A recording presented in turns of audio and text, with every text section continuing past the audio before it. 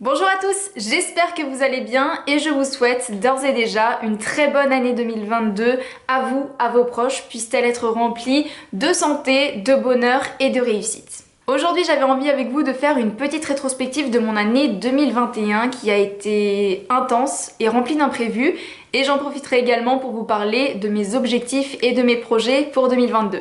Donc aujourd'hui, ça va être assez différent d'habitude, à savoir que je ne vais pas vous parler d'investissement au sens premier du terme. Je ne vais pas vous transmettre de connaissances, mais je vais plutôt vous parler d'un point de vue personnel, de comment j'ai vécu mon année et vous dire des choses dont peut-être vous n'avez pas conscience, surtout si vous ne me suivez que sur YouTube. Donc c'est parti. L'année dernière, je vous avais fait une vidéo sur mes objectifs de 2021 et il faut dire que les choses ne se sont pas exactement passées comme prévu. D'une part parce que clairement cette année 2021 a été pour moi la plus intense de toute mon existence, et d'autre part parce que je me suis rendu compte que à vouloir faire trop de choses à la fois, eh bien on a tendance à se disperser, et c'est ce qui s'est passé pour moi, ce qui fait qu'au final il y a beaucoup d'objectifs que j'avais que je n'ai pas du tout atteints. En revanche, il faut dire qu'il y a un projet qui a extrêmement bien marché pour moi cette année, à ma grande surprise d'ailleurs, c'est cette chaîne YouTube, puisque le 1er janvier 2021, si vous étiez là à l'époque, on a tout juste dépassé les 10 000 abonnés, et qu'à l'heure où je tourne cette vidéo, on se dirige lentement mais sûrement vers les 50 000. Et je tiens en tout premier lieu à vous remercier de votre confiance et du fait d'être de plus en plus nombreux à me suivre au quotidien, que ce soit ici ou sur Instagram. Et c'est vrai que en fait, cette chaîne YouTube, c'est un peu mon bébé, entre guillemets. Moi, c'était vraiment mon but, c'était d'aider les gens à améliorer leurs finances, à comprendre le monde de l'investissement et à les ouvrir à des choses auxquelles ils n'avaient peut-être pas accès avant, parce que c'est pas des choses qu'on apprend à l'école, notamment gérer son argent. Donc le fait de recevoir de plus en plus de messages, de savoir que j'aide pas mal de gens à faire un peu le ménage dans leurs finances, à découvrir peut-être certaines formes d'investissement qui sont peut-être adaptées à eux, et ça me fait super plaisir et je suis extrêmement fière. En revanche, il y a un message que j'essaye toujours de faire passer dans mes vidéos, mais peut-être que si vous êtes nouveau sur la chaîne, vous ne l'avez pas encore bien intégré, c'est que je ne suis pas une conseillère financière professionnelle.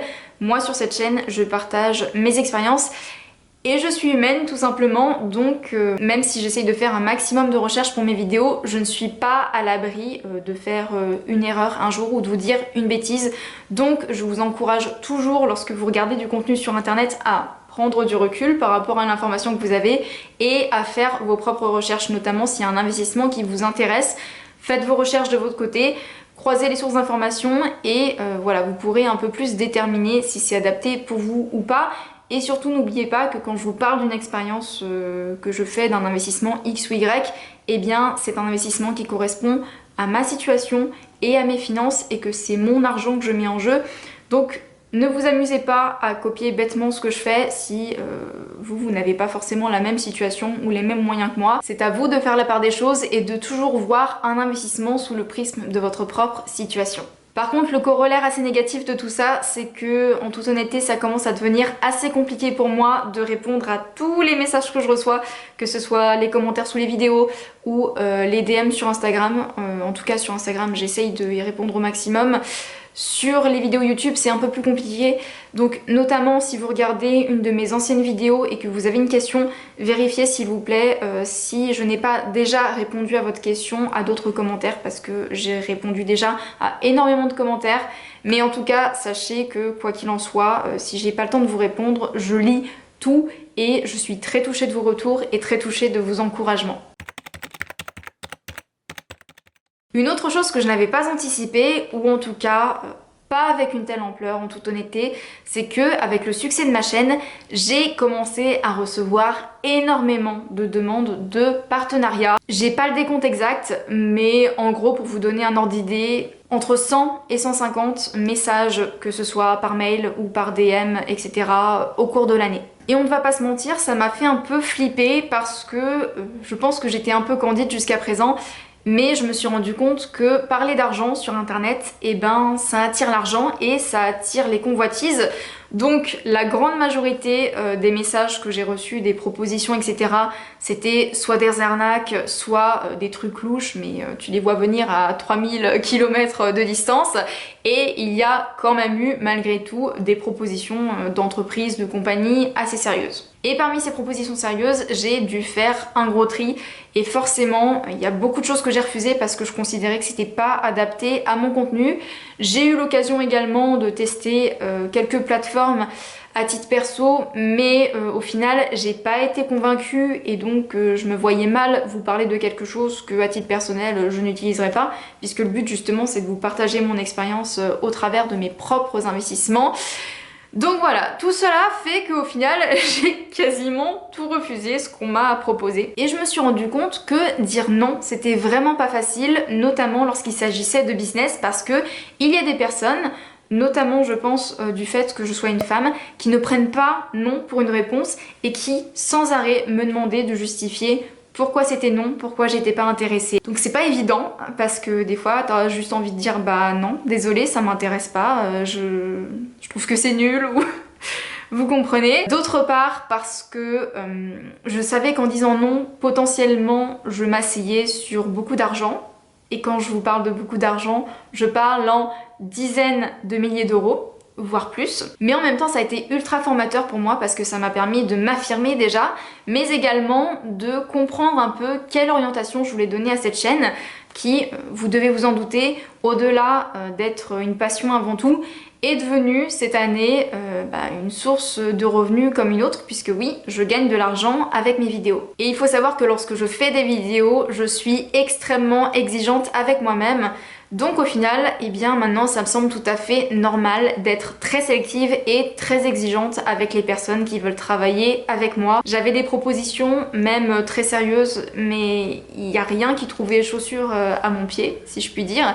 Et en fait, en novembre, eh bien j'ai eu 3 propositions sérieuses et intéressantes. Donc maintenant, je suis en partenariat avec Yomoni, October et Omunity, qui sont pour le coup des boîtes que je connaissais avant de faire des vidéos et sur lesquelles j'investissais déjà, donc au final c'est tout bénef pour moi. D'autre part, en 2021, j'ai publié sur ma chaîne 22 vidéos, soit environ une toutes les 2 semaines, ce qui est très en deçà de ce que j'espérais parce qu'il y a encore des dizaines de sujets que j'aimerais aborder en vidéo sur la chaîne, donc désolée à ceux qui m'aiment pas, mais vous allez encore me voir un petit moment dans le coin. Mais c'est vrai qu'il faut être réaliste. Et quand on sait que youtubeuse n'est pas mon métier et que j'ai déjà un travail avec beaucoup de responsabilités, très prenant, qui me prend quasiment 45 heures par semaine, que j'ai beaucoup d'investissements à côté, notamment immobilier, que je fais également des travaux chez moi, etc., c'est compréhensible en fait. Il faut dire que dans mon cas, pour les plus grosses de mes vidéos, j'ai besoin de 24 heures. Donc pour écrire, tourner, monter, publier, bref, faire tout le travail qu'il y a autour de la réalisation et de la publication d'une vidéo, j'ai besoin de 24 heures. Et ça relève assez souvent, mine de rien, de la performance sportive. Et à ce niveau-là, je dois vous avouer que plusieurs fois au cours de cette année, j'ai atteint mes limites, autant sur le plan physique que moral. Je vous ai parlé tout à l'heure de l'exigence que j'avais vis-à-vis de moi-même pour faire mes vidéos, et c'est vrai que je me suis rendu compte ces derniers mois notamment que je me mettais beaucoup trop la pression en termes de qualité et de quantité, et que c'est pas sain pour moi tout simplement. Et c'est vrai que depuis quelques temps, je fais en sorte de travailler sur mon bien-être, mon rythme de vie, et je fais en sorte de moins mettre la pression et de moins culpabiliser aussi quand je n'arrive pas à faire les choses que j'aurais voulu. Notamment, je me suis remise au sport depuis quelques temps parce que j'avais tendance à beaucoup rester chez moi, sur mon ordinateur, notamment pour les vidéos, pour le montage, etc. Et j'avais plus trop de bulles de décompression, on va dire. Donc vous en faites pas, j'adore faire des vidéos, mais je me mets beaucoup de pression, notamment quand je vois des copains qui font également des vidéos sur internet et qui eux peuvent être beaucoup plus réguliers. Mais c'est pas facile de se comparer à quelqu'un qui fait YouTube à plein temps alors que moi c'est pas mon cas. Donc cette année, je prends soin de moi, je vous promets. Et si j'ai pas l'énergie ou l'envie de vous faire des vidéos, je n'en ferai pas. mais par contre je vais quand même essayer de vous en faire un maximum. Et en parlant des copains d'ailleurs, le 30 mars 2021 a été une date très importante qui a marqué d'ailleurs un tournant dans mon aventure YouTube, je dois dire, puisque ce jour-là, j'ai reçu sur Instagram de la part de Sébastien Coubard un message qui tout simplement lançait l'idée d'une chaîne collaborative à plusieurs où on pourrait faire des lives sur plein de sujets qui sont liés à l'investissement et aux finances personnelles. Vous l'aurez compris si vous suivez cette chaîne, c'est la naissance en fait de la Money Academy, qui est donc une chaîne qu'on a avec Mathieu, Juan, Sébastien et moi, et où on retrouve les gens en live. Donc généralement ces temps-ci on est quand même environ 200 viewers par live, ce qui est quand même pas mal du tout, et où on peut échanger sur plein de sujets différents. C'est un exercice que je trouve ultra formateur et ultra intéressant parce que animer un live ça s'apprend, c'est pas inné. Articuler ses idées de façon claire, c'est quelque chose que déjà en vidéo j'ai beaucoup de mal à faire, surtout que là il n'y a pas de montage et que moi généralement le montage c'est ma vie, je repose dessus parce que j'ai beaucoup de difficultés dans la vie de tous les jours à m'exprimer clairement et à ne pas buter sur les mots. Surtout qu'avec les gars, je trouve qu'on forme un très bon quatuor parce qu'on a des expériences qui sont ok, totalement différentes, on a des parcours qui sont différents, on vient pas des mêmes endroits, on n'habite pas au même endroit. Mais ça marche super bien, on a une bonne alchimie, on a une bonne émulation de groupe et voilà, je pense que ça marche bien, je pense que ça plaît aux gens et je vous invite à rejoindre cette chaîne si vous voulez. Pareil, c'est totalement gratuit, je vous mettrai le lien en barre d'infos. Tous les lives passés sont disponibles en replay et on vous tient régulièrement au courant de quand on fait des lives. Sur un aspect un peu plus personnel maintenant, il faut dire que l'année 2021 a été très particulière pour moi puisque c'est l'année où j'ai fêté mes 30 ans. Sauf que c'est tombé le 2 mai en pleine période de restriction des déplacements, donc je n'ai pas pu le fêter comme il se doit. Et il faut dire en fait que ça m'a beaucoup touchée cette année parce que je ne suis pas une personne qui a tendance à beaucoup fêter les anniversaires, je ne fête quasiment pas Noël, je ne fête quasiment pas le Nouvel An. Mais l'année de mes 30 ans, c'était important pour moi de faire la fête, de réunir tous mes amis, d'autant plus qu'ils sont aux quatre coins de la France, donc c'est compliqué de les réunir en même temps. Et voilà, c'est quelque chose qui m'a beaucoup attristée et qui m'a beaucoup marquée. Et c'est un point très négatif, donc j'espère qu'on se rattrapera bientôt, les copains, parce que vous me manquez. Mais en parallèle de cet événement, j'ai aussi vécu de très belles expériences, et notamment parce que j'ai pris beaucoup de décisions sur des coups de tête, notamment à la suite de mon anniversaire raté. Je me suis dit bah vous savez quoi, j'en ai plus rien à foutre et maintenant je vais kiffer et je vais profiter. Et en fait c'est ce que j'ai fait. Donc j'ai fait un road trip avec une copine dans le sud de la France, dans le sud-est où j'étais jamais allée auparavant. Je suis allée en Autriche sur un coup de tête, j'ai acheté mon billet le samedi pour le mercredi suivant pour aller dans mon premier festival de musique électronique depuis quasiment 2 ans. J'en avais ultra besoin et ça m'a fait un bien fou et en plus j'ai passé quelques jours à Vienne avec une copine que j'avais pas vue depuis très longtemps. Ça c'était prévu mais je suis retournée à Amsterdam avec mon chéri pour l'Amsterdam Dance Event qui est en octobre et qui est la fête de la musique électronique, donc c'était pas aussi fou que d'habitude puisqu'il y avait encore pas mal de restrictions et tout, mais ça m'a fait un bien fou de revivre et de refaire des expériences différentes de mon quotidien et je vous encourage vraiment à en faire de même si vous en avez l'occasion, à sortir de votre zone de confort, pas que dans vos projets mais aussi dans vos loisirs, dans vos expériences, parce que je me suis rendu compte que je me suis jamais sentie aussi vivante qu'à ces moments-là en fait. Et à nouveau un grand merci à vous parce que mine de rien c'est aussi parce que cette chaîne YouTube elle marche et qu'elle me génère de revenus que je peux me permettre de vivre ce genre d'expérience, que je peux me permettre demain de me dire bah tiens cette semaine je suis en vacances, je vais aller là. Et voilà, jusque là je ne m'étais pas rendu compte du potentiel que j'avais, ne serait-ce que financièrement, mais aussi par rapport aux opportunités que j'avais. Et je me rends compte, voilà, après 2 ans à être restée chez moi, à pas avoir fait grand chose, que j'ai envie de, voilà, encore une fois, prendre soin de moi, prendre soin de ma tête. Et je pense que dans mon cas, ça va passer potentiellement par le voyage et par le fait de faire des choses qui me font vibrer. Pour terminer cette vidéo, en toute honnêteté, je ne sais absolument pas ce que 2022 me réserve. Déjà que j'avais prévu des choses en 2021 et que ça s'est pas passé comme prévu, je me vois mal anticiper ce qui pourrait arriver cette année et j'ai envie de laisser sa chance au hasard déjà. Mais surtout, j'ai pas envie de prendre de bonnes résolutions parce qu'on sait tous que les bonnes résolutions, on les prend, on les tient 15 jours et après on les oublie parce que ça nous saoule. Moi j'ai plutôt envie de prendre de bonnes habitudes, de me fixer des objectifs et d'ailleurs mes bonnes habitudes j'ai déjà commencé à les prendre avant le 1er janvier, comme ça j'ai pris un petit peu d'avance sur tout le monde, donc je me suis remise au sport, je reprends de bonnes habitudes en termes de gestion financière et j'essaye de faire de ma vie globalement quelque chose qui me convient un peu mieux. En ce qui concerne cette chaîne YouTube, j'ai donc juste envie de continuer sur ma lancée et voir où elle me mènera. Et en termes d'investissement, d'un point de vue un peu plus lié à ce dont je vous parle régulièrement sur la chaîne. Déjà, j'aimerais remplir mon objectif de 2021 qui n'a pas été atteint, qui est d'économiser, parce qu'actuellement je me retrouve avec un niveau d'épargne qui ne me convient plus tout simplement.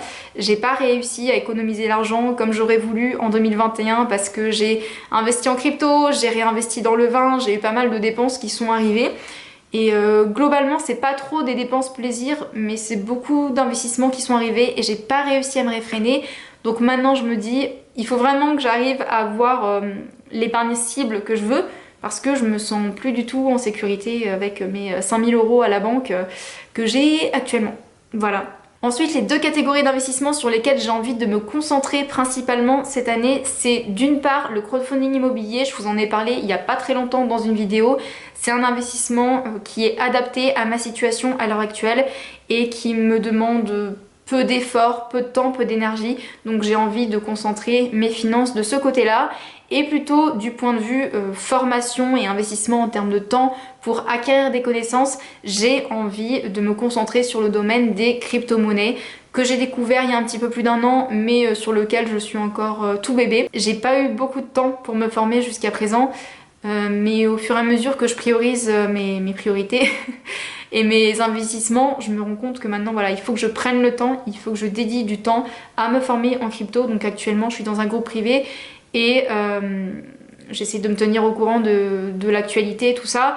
Et je pense que je vais faire aussi une formation d'ici quelques temps parce que je me suis rendu compte que les cryptos, de mon point de vue, c'est très différent de tout ce que j'ai pu apprendre avec la bourse immobilier sur YouTube. J'ai le sentiment qu'aujourd'hui j'ai plus besoin d'une formation. J'ai envie un peu de me simplifier la vie pour une fois et d'ailleurs c'est bien la première fois que je vous dis que je pense qu'une formation serait utile parce que généralement je vous dis vous avez tout gratuit sur internet. Et enfin en termes d'objectifs personnels déjà niveau travaux de la maison avec mon chéri, ce qu'on veut cette année c'est réussir à faire les couloirs, les cages d'escalier et l'entrée. Donc ça normalement on va s'y remettre quand les jours seront un petit peu plus sympas pour pouvoir aérer la maison parce que ça en a bien besoin quand on fait beaucoup de poussière. Et je vous l'ai dit encore une fois, prendre soin de moi, de ma santé, être bienveillante envers moi-même et ne pas hésiter à prendre des décisions sur un coup de tête pour des choses qui me font kiffer. Sur ce, j'espère vraiment que cette vidéo avec beaucoup de blabla mine de rien sur mon bilan 2021 et mes objectifs 2022 vous aura plu. Encore une fois, je vous souhaite une très belle année 2022. Je vous souhaite de réussir à atteindre vos objectifs. D'ailleurs, quels sont-ils? Dites-le moi en commentaire. Et moi, en attendant, je vous fais de gros bisous. Et je vous dis à très bientôt pour une prochaine vidéo. Ciao!